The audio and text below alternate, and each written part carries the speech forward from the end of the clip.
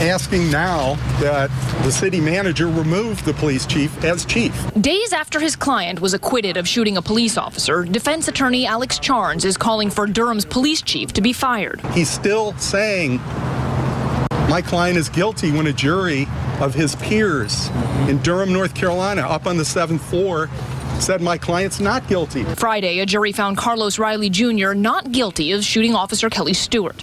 The officer pulled Riley over in 2012. The two struggled and the officer was shot in the leg.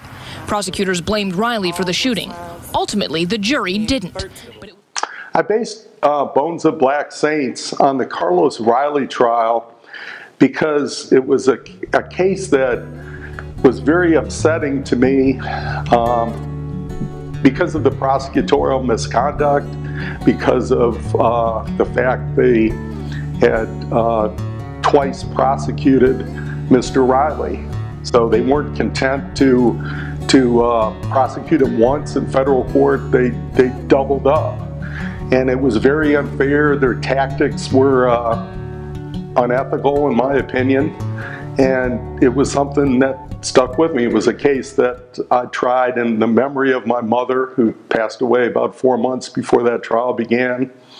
And that was important to me because my mom grew up in Nazi-occupied Poland. And she told me stories about being the lookout for the SS and the Gestapo's men, because her father was in the underground. And one day they came marching up the road. He was on an illegal radio, and for a Pole to have a radio was a capital offense.